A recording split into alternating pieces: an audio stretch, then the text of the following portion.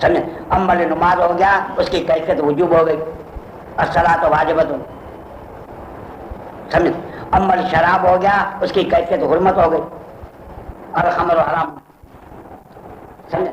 الخمر حرام، سمجھے؟ افعال مکلفین یہ فقہ کا موضوع ہے، لیکن اس کے حالات اور احوال ذاتی وجوب ہے، حرمت ہے، کراہت ہے، اباحت ہے، ان سے ہی فقہ بحث کرتا ہے۔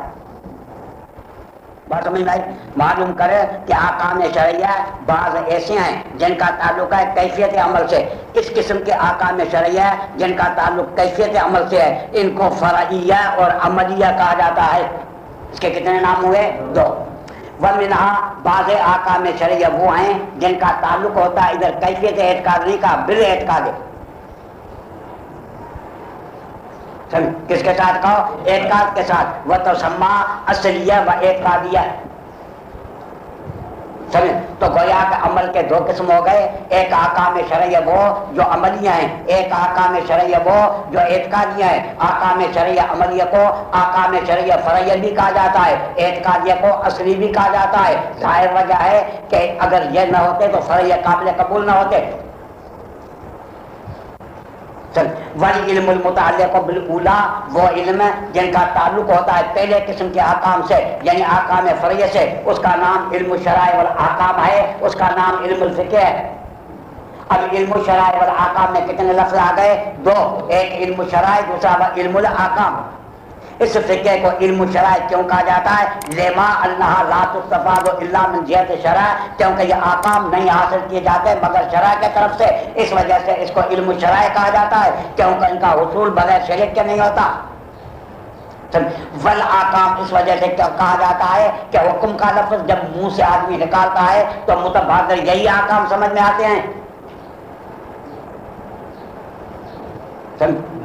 احکام اعتقادی سمجھ میں متبادر کیا آتے ہیں؟ کہو یہی احکام آتے ہیں۔ تو پہلا وجہ تھا علم الشرائع کہنے کا، دوسرا ولا یسبق الفہم عند اطلاق الاحکام الا الیہا، نہیں سبقت کرتا فہم جب احکام کے لفظ کو مطلق کر کے بولا جائے مگر ان احکام کے طرف۔ ثانیت اور وہ احکام جو ثانیت ہے تو وہ علم جن کا تعلق ہے احکام اعتقادی کے ساتھ ہے، اس کا نام علم توحید و صفات ہے۔ سمجھ؟ اس دوسرے علم الکلام کے اندر ہے توحید کا بحث بھی ہے، صفات کا بحث بھی ہے، عذاب قبر کا بحث بھی ہے، حشر اور نشر کا بحث بھی ہے، سمجھ؟ وزن کا بحث بھی ہے، میزان کا بحث بھی ہے۔ پھر کہا جاتا ہے اس کو علم التوحید و صفات کہا گیا، کہتا اس وجہ سے کہ ان کے مباحث میں سے مشہور بحث یہ تھا، اس وجہ سے تسمیۃ القلب اسم الجزء قبیلے سے آئے۔ بات سمجھ میں آئی؟ لما وبثانیت علم التوحید و صفات، لما ان ذالک، یہ اس وجہ سے کہ ان ذالک یہ علم التوحید اور صفات کے مباحث، اس کے مباحث میں سے مشہور بھی ہیں، اس کے مقاصد میں سے اشرف بھی ہیں، اس شرافت اور شہرت کی وجہ سے تسمیۃ القلب اسم الجزء ہوا۔ سمجھیں؟ یہاں تک تو بات سمجھ میں آ گئی؟ سمجھیں کہ احکام شرعیہ ان بعض احکام کا تعلق عمل کے کیفیت کے ساتھ ہوتا ہے، بعض کا اعتقاد کے ساتھ ہوتا ہے، جن کا تعلق عمل کے ساتھ ہوتا ہے اس کو علم الشرائع والاحکام کہا جاتا ہے، جن کا تعلق اعتقادات کے ساتھ ہوتا ہے ان کو علم التوحید و صفات کہا جاتا ہے۔ سمجھ؟ ان کی وجہ تسمیت بھی کیا ہو گئی کا بیان ہو گئی۔ اب دیکھو وقد كانت الاوائل من الصحابه والتابعين رضوان الله عليهم اجمعين لصفاء عقائدهم ببركه صحبه النبي صلى الله عليه وسلم وقرب العهد بزمانه ولقله الوقائع والاختلافات وتمكنهم من المراجعات مستغنين عن تدوين العلمين۔ اب بتاتا ہے کہ یہ دونوں علم علم فقہ ہو یا علم اعتقاد ہو، ان کی تدوین صحابہ اور تابعین کے دور کے بعد ہوئی ہے۔ ان کی صحابہ اور تابعین کے دور کے بعد ہوئی ہے۔ صحابہ کے دور میں بھی ان کے تدوین کی ضرورت کسی قسم کی نہیں تھی کیونکہ پیغمبر موجود تھا۔ پیغمبر کے موجود کی وجہ سے کسی حکم عملی کے اندر بھی ان میں الجھن اور رکاوٹ پیدا نہیں ہوتی تھی، ان کے عقائد بھی بالکل ٹھیک ٹھاک اور صاف تھے۔ صحابہ کے بعد تابعین کا زمانہ ہوا تو تابعین کا زمانہ اگر تو حضور کا زمانہ نہیں لیکن حضور کے زمانے کے بالکل کیا تھا قریب تھا. صحابہ موجود تھی, ان کے برکت کی وجہ سے کسی مسائل میں الجھن پیدا ہوتی تھی تو صحابہ سے پوچھ لیتے تھے. نمبر دوسری بات بڑے قلت الوقائع والے اختلافات ہے. اس زمانے کے اندر اختلافات بھی نہیں تھے, حوادثات بھی کثیر نہیں تھے کہ بھئی یہ معتزلہ ہوا, یہ شیعہ ہوا, یا رافضی ہوا, کچھ بھی نہیں تھا. کچھ مسائلوں میں الجھن ہوتی تھی تو ان میں طاقت تھی کہ جو ثقات ہیں, صحابہ وغیرہ ہیں, ان کے طرف رجوع کر کے پوچھ رہے ہیں. اس وجہ سے یہ دونوں کے دونوں حضرات یعنی صحابہ اور تابعین علم فقہ, علم اصول فقہ کے تدوین سے, ان کی فصولا و ابواب ترتیب سے مستغنی تھے. اس کے بعد تبع تابعین کا زمانہ آیا جس میں ایک مسائل کی کثرت ہو گئی, دوسرے باطل فرقے پیدا ہو گئے, معتزلہ پیدا ہوئے, شیعہ پیدا ہوئے, خارجہ پیدا ہوئے, ہر ایک کے نظریے اپنے اپنے تھے. اس وجہ سے فقہ کے علم کی بھی تدوین کی ضرورت تھی اور مدونہ فقہ ائمہ اربعہ کی ہے جس میں ان کو کہہ دیا گیا کہ ان کے فقہ کی اتباع کرو تاکہ آزادی کسی قسم کی نہ ہو. اگر دوسرے اور بھی فقہ تھے لیکن ان کی فقہ مدون نہیں تھی. سفیان ثوری بھی فقی تھا, زہری بھی فقی تھا, اوزاعی بھی فقی تھا, لیث بھی فقی تھا, لیکن ان کی فقہ مدون کسی قسم کی نہیں ہوئی. پھر علم کلام کے اندر بھی بات ہوئی. اب علم کلام ایک متقدمین نے لکھا, ایک متاخرین نے لکھا. متقدمین نے تو بیچارے نے اتنا کام کیا کہ اللہ کے ذات اور صفات وغیرہ اور توحید کے مسائل کو بالکل واضح طریقے سے حل کیا کہ اس قسم کا عقیدہ ہونا چاہیے. پھر کہتا ہے کہ بعد کے اندر, پھر تابعین کے بعد کے اندر یہ فلاسفہ آ گئے جنہوں نے فلسفے کی باتوں کو فقہ کے ساتھ کیا کر دیا تھا, خلط اور ملط کر دیا. اس وجہ سے الجھنیں اور جو ہیں وہ کیا ہو گئی تھا, زیادہ پیدا ہو گئی. انہوں نے اللہ کے قدرت کے بجائے خدا کو علت معلولہ کہہ دیا, جس سے معلول کا صدور اضطرار میں ہوتا ہے تو خدا کے اختیار کی کیا ہو گئی, نفی ہو گئی. انہوں نے الواحد لا یستوی الا الواحد کا قول کر دیا جس سے خدا فقط ایک چیز کا خالق ہو گیا. انہوں نے کہہ دیا کہ اللہ علم بالکلیات ہے لیکن علم بالجزئیات نہیں ہے. اس قسم کی بکواسیں کی. اس وجہ سے ان کی تردیدوں پر متاخرین نے علم کلام کا لکھا کیونکہ اصل مقصد ان پر تردید تھی. اس وجہ سے پہلے اپنے علم کلام میں ان کی اصطلاحیں لا کر کے پھر ان کی تردید کی. اس وجہ سے متاخرین کا جو علم کلام تھا وہ خلط ملط ہو گیا فلاسفہ کے اصطلاحات کے ساتھ. بات سمجھ میں آئی؟ دیکھو وقت کانت الاوائل, تاکہ سے پہلے اوائل کا تفسیر یعنی صحابہ اور تابعین, یہ اوائل کا تفسیر ہے. وقت کانت الاوائل سے پہلے یعنی صحابہ اور تابعین رضوان اللہ تعالیٰ علیہم اجمعین, ان کے عقائد بالکل صاف تھے بسبب صحبت نبی صلی اللہ علیہ وسلم کی برکت سے. اس کا تعلق صحابہ سے ہے. وقرب العہد بزمانے ہی, پیغمبر کے زمانے سے ان کا زمانہ قریب تھا. اس کا تعلق تابعین سے ہے. تو گویا کہ پیغمبر کے برکت کی وجہ سے یا اس کے زمانے کے قربت کی وجہ سے صحابہ اور تابعین کے عقائد بالکل صاف تھے. بڑے قلت الوقائع والاختلافات ہے, اس زمانے کے اندر اختلافات بھی نہیں تھے. بڑے قلت الوقائع, حوادث اور مسائل بھی قلیل تھے. اور ان کے باوجود ہے ان میں قدرت کی رجوع کرنے کی الثقات ہے صحابہ کے طرف. اس وجہ سے یہ دونوں جماعتیں مستغنینہ بے پرواہ تھی ان تدوین العلمین, ان دونوں علموں کے تدوین سے یعنی فقہ اور علم کلام کے تدوین سے, و ترتیب ابواب و فصولا, و تقریر مقاصد فروع و اصولا, ان کے مقاصد کو ثابت کر دیا جائے کہ یہ مسئلہ فرعی ہے, یہ مسئلہ اصلی ہے. ان کی کوئی ضرورت ان کی نہیں تھی. اب تم کو معلوم ہو گیا کہ ان دونوں علموں کا وجود صحابہ کے دور میں بھی نہیں تھا, ان دونوں کا وجود تابعین کے دور میں بھی نہیں تھا. الا ان حدثت الفتن بین المسلمین, تاک پیدا ہو گئے فتنے مسلمانوں کے درمیان میں اور بغاوتیں ظاہر ہو گئی ائمہ دین پر. ظاہر ہو گیا اختلاف آراء کا, لوگوں کا میلان ہو گیا بدعتوں اور خواہشوں کے طرف. پھر وکثرت الفتاوی والواقعات, فتوا بہت آتی رہتی تھی, مسائل بہت ہو گئے. ورجوع الی العلماء فی المہمات, لوگ علماء کے طرف مکھ مسائل اور بنیادی مسائلوں میں رجوع کرنے لگے. یہ فتنے بھی ہو گئے, لوگوں کا میلان بدعت اور خواہشات کی طرف بھی ہو گیا, اور عام عوام جو ہے ان کا رجوع الی العلماء بھی ہو گیا. فاشتغلوا بالنظر والاستدلال والاجتہاد والاستنباط. پھر یہ مشغول ہو گئے نظر اور استدلال کی طرف. نظر اور استدلال کی جہاں معنی ہے اجتہاد اور استنباط کی طرف. علماء مجبور ہو گئے تاکہ شریعت کے جو اصول کلیہ ہیں ان سے استنباط کیا جائے، علل کو نکالا جائے تاکہ فروعات جو ہیں وہ میدان میں آ جائیں، کیونکہ عام طرح لوگوں کو الجھن جو ہوتی ہے وہ مسائل فروع میں ہوتی ہے، ہر مسئلے فرع کا ذکر تو قرآن اور حدیث میں کسی قسم کا نہیں ہوا کرتا ہے، اس وجہ سے یہ مجبور ہو گئے۔ وہ تمیز القواعد والاصول، پھر انہوں نے قواعد اور اصول کی تمیز کی، چھان بین کی۔ وہ ترتیب الابواب والفصول، انہوں نے ابواب اور فصول کو ترتیب دے کر کے ہر باب کے اندر جدا جدا عقائد کو ذکر کیا، جدا جدا اجتہادات کو ذکر کیا۔ وہ تکثیر المسائل بادلتھا، انہوں نے مسائل کثیر دنیا کے سامنے دلیلوں سے پیش کیے۔ وہ ایراد شبہ باجوبتھا، سمجھیں جو باطل فرقوں کی طرف شبہ کیے گئے تھے ان شبہوں کو بھارت کیا اپنے کتابوں میں جوابوں کے ساتھ۔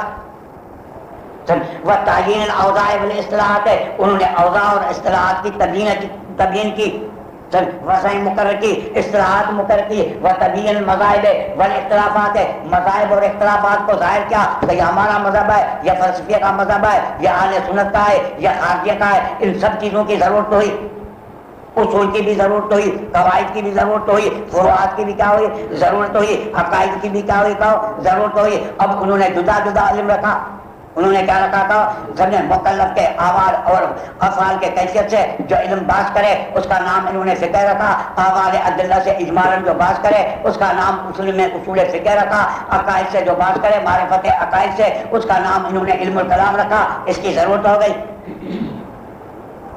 بات سمجھ رہے ہو یا نہیں؟ اچھا دیکھو،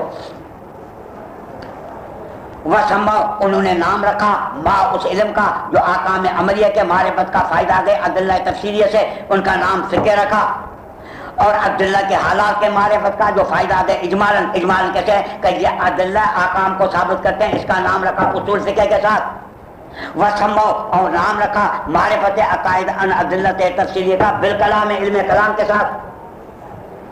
اب یہاں تک تو یہ بات ثابت ہو گئی کہ ان علوم سے صحابہ اور تابعین کا دور پاک تھا، یہ علوم اگر پیدا ہوئے تو کس کے دور میں پیدا ہوئے؟ تبع تابعین کے دور میں پیدا ہوئے، اور اس کے بنانے کی ضرورت میں پیدا ہو گئی کیونکہ صحابہ کا دور ہے، تابعین کا دور ہے، ان اختلافات سے ان خرافات سے بالکل پاک تھا، بعد میں خرافات آئی۔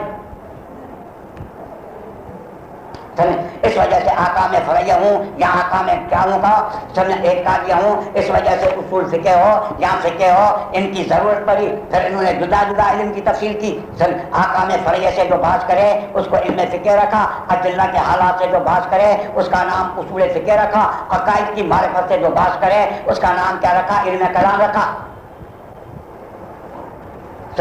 اب 9 وجہ بتاتا ہے کہ علم کلام کو علم کلام کیوں کہا جاتا ہے۔ کہتا کلام اس وجہ سے کہا جاتا ہے لأن عنوان مباحث ہی کان قولهم الکلام فی کذا و کذا، کیونکہ انہوں نے جو کتاب عقائد کے اندر تصریف کیے تھے اس کے عنوانات یہ تھے الکلام فی ذات اللہ، الکلام فی قدرت اللہ، الکلام فی علم اللہ، الکلام فی الحشر و نشر، الکلام فی عذاب القبر۔ تو جو مسائل رکھے تھے الکلام سے رکھے تھے، اس وجہ سے پورے علم کا نام ہی کیا ہو گیا؟ علم کلام ہو گیا۔ بات سمجھ میں آئی؟ دوسری بات وَلِأَنَّ مَسَالَةَ الْكَلَامِ، دوسری بات یہ ہے کہ کلام کا مسئلہ کہ قرآن کریم جو اللہ کا کلام ہے وہ مخلوق ہے یا غیر مخلوق ہے، حادثہ یا قدیم ہے، یہ مسئلہ ایسا ہو گیا جو ان کے دور کے اندر زیادہ مشہور تھا، کیونکہ معتزلہ نے اس پر زور لگایا تھا کہ قرآن حادثہ ہے، مخلوق ہے، قدیم نہیں ہے۔ علماء اہل سنت کا مذہب یہ تھا کہ جس طرح ذات خداوندی قدیم ہے اس طرح صفات خداوندی بھی کیا ہے؟ قدیم ہے۔ صفات خداوندی بھی کیا ہے؟ قدیم ہے۔ اس وجہ سے ان کا مشہور مسلک تھا کہ القرآن و کلام اللہ غیر مخلوق، قرآن جو اللہ کا کلام ہے، صفت خداوندی ہے، وہ مخلوق کسی قسم کی نہیں ہے۔ باقی یہ قرآن جو ہمارے نزدیک موجود ہے یہ مدلول ہے، دال ہم کہتے ہیں کہ جو کلام نفسی ہے وہ کیا ہے؟ قدیم ہے۔ اس میں معتزلہ کا جھگڑا ہو گیا۔ سمجھے عمرائے بنی عباس کی حکومت تھی، مامون تھا، اس میں نے بہت دلچسپی اس کے اندر لی، علماء کے مناظرے وغیرہ کرائے۔ جو علماء ان موضوعوں کی بات نہیں مانتے تھے ان کو تکلیف آئی، حضرت امام احمد کو اس بارے میں زیادہ تکلیف آئی۔ تو مشہور مسئلہ یہ تھا، اس وجہ سے نامی اس مشہور مسئلے کا رکھا گیا، پورے فن پر علم الکلام رکھا گیا۔ تو یہ تسمیۃ الکل بے اسم جز کے قبیلے سے ہوا۔ سمجھ دیکھو وَلِأَنَّ مَسَالَةَ الْكَلَامِ کیونکہ کلام کا مسالہ اس علم کلام کے مباحث میں سے مشہور مباحثہ تھا. وَأَكْثَرِهَا نِزَاعٌ وَجِدَالٌ یہی مسالہ اکثر تھا نزاع اور جدال کے لحاظ سے تاکہ بعض متغلبہ جنہوں نے زوری حکومت پر غلبہ کر دیا تھا اہل حق کو قتل کرنا شروع کیا فقط اس بات کی وجہ سے کہ یہ خلق قرآن کے قائل نہیں تھے. دو وجہ آ گئے. تیسرا وَلِأَنَّهُ يُورِثُ قُدْرَةً عَلَى الْكَلَامِ فِي تحقیق شرائط کہا کلام کو کلام اس وجہ سے کہہ دیا جائے کہ اس علم کے معلوم کرنے کے بعد مسائل شرعی کے ثابت کرنے میں انسان سے قدرت پیدا ہوتی تھی. جس طرح منطق ہے مسائل فلاسفہ کے پیدا کرنے کے اندر قدرت پیدا کرتا ہے اس وجہ سے اس کو منطق کہا جاتا ہے. اس وجہ سے یہ علم کلام ہے اس کی وجہ سے مسائل شرعی کے ثابت کرنے میں انسان کلام پر کیا ہوتا تھا قادر ہوتا تھا. تو یہ سبب تھا کلام کا قدرت علی الکلام کا. اس وجہ سے اس کا نام ہی کیا رکھا گیا کلام رکھا گیا. بات سمجھ میں آئی؟ دیکھو وَلِأَنَّهُ یہ علم کلام یورث قدرتاً علی الکلام پیدا کرتا تھا طاقت علی الکلام بولنے پر فی تحقیقات شریعت ہے شریعت کے مسائلوں کے ثابت کرنے میں والزام الخصوم میں مقابلوں کو خاموش کرنے میں. جو علم کلام پڑھا ہوا تھا مناظرے میں جیت جاتا تھا خصموں کو خاموش کراتا تھا شریعت کے مسائل کو ثابت کرتا تھا جس طرح منطق فلاسفہ کے لیے. اچھا وَلِأَنَّهُ أَوَّلُ مَا يَجِبُ مِنَ الْعُلُومِ الَّتِي کہا جائے تو تمام کے تمام جو علوم ہیں ان کی تعلیم اور تعلم کلام کے ساتھ ہوتا ہے. جو بھی علم ہو ان کی تعلیم اور تعلم کس کے ساتھ ہوتا ہے تو کلام کے ساتھ ہوتا ہے. لیکن ان علوم میں سے پہلے جو تدوین کر دی گئی تھی وہ علم کلام کی کر دی گئی تھی. تو علوم میں سے پہلا وہ علم ہے جس کی تعلیم اور تعلم کس کے ساتھ ہو کلام کے ساتھ ہو وہ تو یہی تھا عقائد کا علم. اس وجہ سے اس کا نام ہی علم کلام رکھا گیا. جب یہ کلام کا نام اس پر رکھا گیا تو دوسروں پر یہ نام نہیں کر رکھا گیا تاکہ ان کا امتیاز ہو جائے اس کے ساتھ. ہمارے عالم جو بھی علم ہوتے ہیں ان کی تعلیم اور تعلیم کس کے ساتھ ہوتا ہے تو کلام کے ساتھ ہوتا ہے. لیکن تدوین میں جو پہلے علم آیا وہ کیا آیا تو یہی آیا. اس وجہ سے ابتداء تعلیم اور تعلم جس کی کلام کے ساتھ ہوئی وہ یہی علم العقائد تھا. تو اس کا نام ہی پہلے کلام رکھا گیا. اب اگرچہ دوسروں کی تعلیم اور تعلم بھی کس کے ساتھ ہے لیکن جب یہ نام اس پر رکھا گیا تو دوسروں پر یہ نام نہیں رکھا گیا تاکہ باقی علم سے کیا ہو جائے امتیاز ہو جائے. بات سمجھ میں آئی؟ دیکھو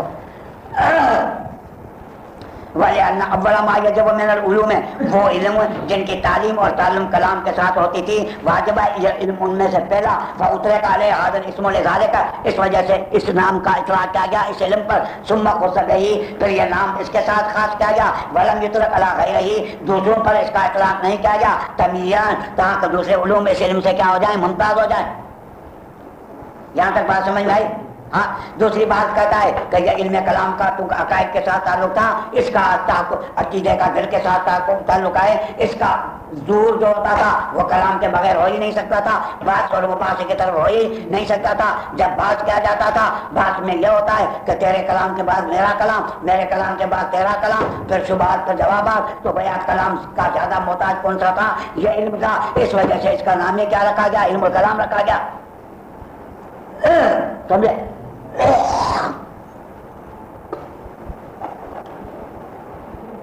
وَلِأَنَّهُ إِنَّمَا يَتَحَقَّقُ بِالْمُبَاحَثَةِ یہ علم ثابت ہوتا تھا مباحثے سے. وَإِدَارَةُ الْكَلَامِ مِنْ جَانِبَيْهِ جب کلام کو جیتنے وقت کئی وجہ بنی پاسن کا ادھر سے کلام آئے ادھر سے کیا ہے کلام آئے ادھر سے سوال آئے ادھر سے کیا ہے جواب آئے. باقی اس کے علاوہ اور علوم جو ہوتے ہیں کبھی کتابوں کے مطالعے اور کاموں سے بھی کیا ہو جاتے ہیں متحقق ہو جاتے ہیں. اس وجہ سے کلام کا زیادہ محتاج کیا تھا یہ تھا. اس بنا پر اس کا نام کیا رکھا گیا علم کلام رکھا گیا.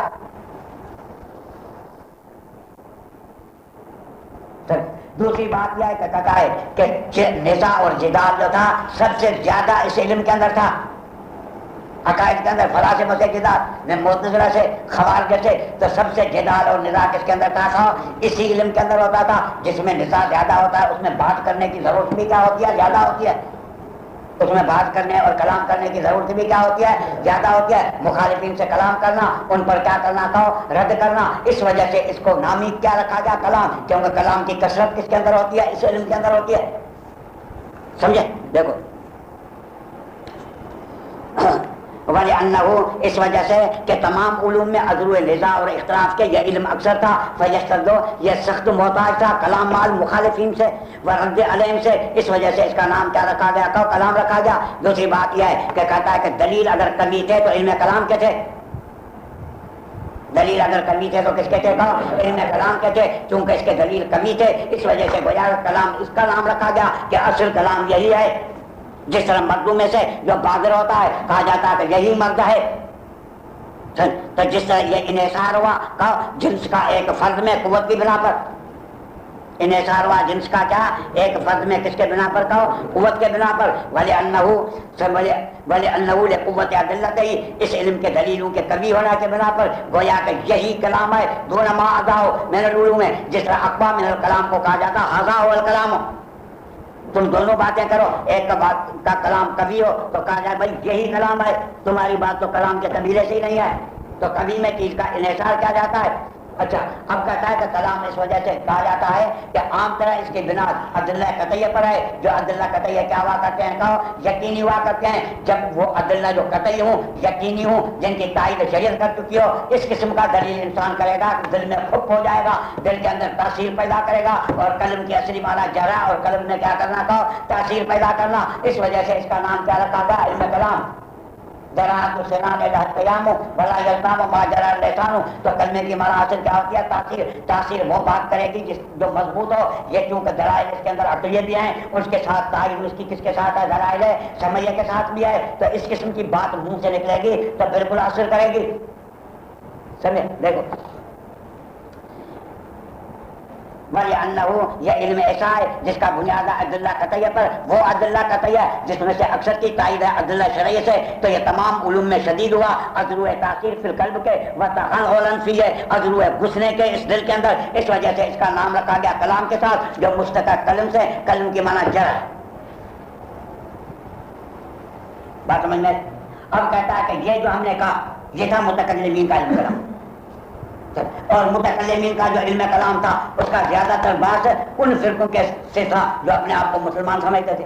شیعہ بھی مسلمان سمجھتے تھے، معتزلہ بھی اپنے آپ کو کیا سمجھتے تھے؟ مسلمان سمجھتے تھے، خوارج بھی کیا سمجھتے تھے؟ مسلمان سمجھتے تھے۔ علم کلام متکلمین کا ان فرق اسلامی کے دعویٰ کرنے والوں کے جو غلط نظریات تھے ان پر ترجیح تھی، ان پر کیا سیکھا؟ یہ علم کلام کس کا تھا؟ متقدمین کا۔ کیا تھا؟ متقدمین کا تھا۔ ان کا زیادہ تر اگر مقابلہ تھا تو کس کے ساتھ تھا؟ فرق اسلامی کے ساتھ تھا، جو اپنے آپ کو مسلمان سمجھتے تھے لیکن ان کے نظریات کیا تھے؟ غلط تھے۔ تو متقدمین کے علم کلام کو دیکھو گے یا معتزلہ کے ساتھ بحث ہے، یا خوارج کے ساتھ بحث ہے، یا نواسبہ کے ساتھ کیا ہے بحث ہے، یا شیعہ اور روافض کے ساتھ کیا ہے بحث ہے، ان پر انہوں نے خوب کر دی۔ پھر کہتا ہے کہ آہستہ آہستہ یہ ہوا کہ فلسفہ یونان کا عربیت کے اندر منتقل ہو گیا، ان کے الہیات وغیرہ جو تم پڑھو گے محمودیہ وغیرہ کے اندر بکواسیں آ گئی، اس وجہ سے لوگوں کے نظریات جو ہیں ان کو وہ خراب کرنے لگے۔ اب یہ متاخرین نے علم کلام لگا جن میں ان پر بھی تردید کی جو غیر اسلامی تھی، لیکن ان پر تردید کرنے کا طریقہ یہی ہوتا تھا کہ پہلے ان کا نظریہ بیان کیا جاتا تھا تو ان کی اس طرح بھی ہمارے علم کلام میں آ گئی، پھر ان پر کیا ہو جاتی تھی؟ تردید ہو جاتی تھی۔ اس وجہ سے جزلہ کے مسائل، حیولہ اور صورت وغیرہ کے مسائل، صورت نوعی اور صورت جسمی کے مسائل سب ہمارے کتابوں میں بھی آ گئے علم کلام۔